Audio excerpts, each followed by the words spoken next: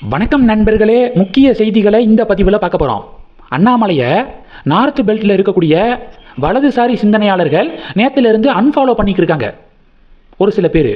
அதுக்கு அப்படியே ஆப்போசிட்டாக தமிழகத்தில் என்ன நடக்குதுன்னா, அண்ணாமலையை பின்தொடரக்கூடியவர்களுடைய எண்ணிக்கை கூடுது. தமிழகத்தில் ஃபாலோ பண்ணுறவங்க அதிகமாகறாங்க, நார்த் பெல்ட்டில் அன்ஃபாலோ பண்ணுறவங்க அதிகமாகறாங்க. என்ன பின்னணி தெரியுமா? அண்ணாமலை சமீபத்தில் ஒரு பதிவு போட்டிருந்தார். அந்த பதிவில் வட மாநிலத்திலிருந்து தமிழகத்தில் வேலைக்கு வராங்க பார்த்தீங்களா, அவர்கள் பற்றிய டீட்டெயில்ஸு தமிழக அரசாங்கத்திற்கு தெரிஞ்சிருக்கணும். நிறுவன உரிமையாளர்கள், ஒப்பந்ததாரர்கள் அவங்கள பணி அமர்த்துறாங்களே, அவங்க அந்த டீட்டெயில்ஸை வாங்கி கவர்மெண்ட்டுக்கிட்ட கொடுக்கணும் அப்படின்னு அண்ணாமலை பதிவு போட்டிருந்தார். இதை வச்சுக்கிட்டு அண்ணாமலை வடக்கு தெற்கு பிரிவினை பேச ஆரம்பிச்சிட்டாரு அப்படின்னு தமிழக பாஜக கும்பல் பரப்பி விட, அதை உண்மை நம்பிட்டு வடக்கில் இருக்கக்கூடிய நார்த் பெல்ட்டில் இருக்கக்கூடிய வலதுசாரி சிந்தனையாளர்கள் அன்ஃபாலோ பண்ண ஆரம்பிச்சிருக்காங்க. அண்ணாமலை அவருடைய அந்த பதிவில் புலம்பெயர்ந்த தொழிலாளர்கள் இல்லைன்னா வெளி மாநிலத்தவர்கள் அப்படிங்கிற வார்த்தையை பயன்படுத்தியிருந்தால் இவ்வளோ பெரிய டிபேட் வந்திருக்காதுன்னு நினைக்கிறேன். வட மாநிலத்தவர் அப்படிங்கிற அந்த வார்த்தையை பயன்படுத்தினதுனால தான் இவ்வளோ பெரிய பஞ்சாயத்து வெடிச்சிருக்கு. சரி, புலம்பெயர்ந்த தொழிலாளர்கள், வெளி மாநிலத்தவர்கள் அப்படிங்கிற வார்த்தைகளை பயன்படுத்துறதுக்கு பதிலாக வட மாநிலத்தவர் அப்படிங்கிற வார்த்தையை பயன்படுத்திட்டாரு. இதனாலேயே அண்ணாமலை பிரிவினைவாதம் பேசுகிறாரு அப்படிங்கிற கன்க்ளூஷனுக்கு வர்றது சரியா?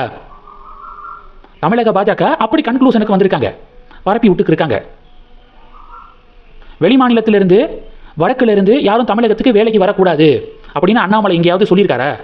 அவருடைய அந்த பதிவிலேயே இங்கேருந்து மற்ற மாநிலங்களுக்கு வேலைக்கு போகிறது, மற்ற மாநிலங்கள்லேருந்து இங்கே வேலைக்கு வர்றது இயற்கை அப்படின்னு தானே சொல்லியிருக்காரு. சில அரசியல் கட்சிகள் தமிழகத்தில் நார்த்திலிருந்து யாரும் இங்கே வேலைக்கே வரக்கூடாது அப்படின்னு ஓப்பனாக பேசுகிறாங்க. அப்படி வேலைக்கு வந்தவர்களை தரக்குறைவாக, கண்ணிய குறைவாக வார்த்தைகளை பயன்படுத்தி சொல்கிறாங்க. அப்படியெல்லாம் அண்ணாமலை பண்ணியிருந்தால் அது தப்பு தான், அது பிரிவினைவாதம் தான். இந்தியா அப்படிங்கிறது ஒரு நாடு, யார் வேணாலும் எந்த மாநிலத்துக்கு வேணாலும் வேலைக்கு போகலாம். அப்படி வேலைக்கு போகக்கூடாது, அனுமதிக்கக்கூடாது மற்ற மாநிலத்தவர்களை அப்படின்னு சொல்கிறது தான் பிரிவினைவாதம். அது அண்ணாமலை பண்ணலையே. அவர் காவல்துறை அதிகாரியாக இருந்தவர்.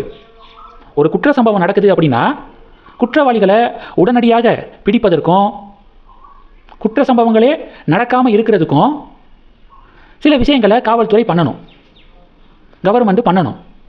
அதன் அடிப்படையில் அண்ணாமலை அட்வைஸ் கொடுத்துருக்காரு. இதை ஏன் வட மாநிலத்தவர்களுக்கு எதிராக மட்டும் பார்க்கணும்? வட மாநிலத்தவர்களுக்கு பாசிட்டிவான சில சைனாக கூட பார்க்கலாம்ல.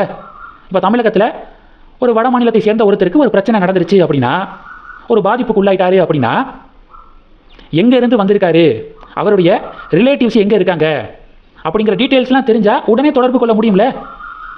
அண்ணாமலையுடைய இந்த பதிவு வட மாநிலத்தவர்களுக்கே எதிரானது அப்படிங்கிற பிம்பத்தை தமிழக பாஜக கட்டமைக்க முயற்சி செய்கிறாங்க. அந்த வலையில் வட மாநிலத்தில் இருக்கக்கூடிய வலதுசாரி சிந்தனையாளர்கள் அந்த ட்ராப்பில் விழுகிறாங்க. அப்படி தான் நான் பார்க்குறேன். ஆனால் தமிழகத்தில் பொதுமக்கள் மிகப்பெரிய ஒரு ரெஸ்பான்ஸ் கொடுக்குறாங்க அண்ணாமலையுடைய இந்த பதிவுக்கு. கரெக்டாக சொல்லியிருக்காரு அண்ணாமலை, ஐபிஎஸ் தான் அப்படின்னு சொல்லிட்டு அண்ணாமலைக்கு பாராட்டு தெரிவிக்கிறாங்க தமிழக மக்கள். உங்களுடைய பார்வைகளை கமெண்ட் பண்ணுங்க. தொடர்ந்து கனெக்டில் இருங்க. அடுத்தடுத்து நிறையா பதிவுகளை பார்க்க போகிறோம். நன்றி. ஜெய் ஹிந்த்.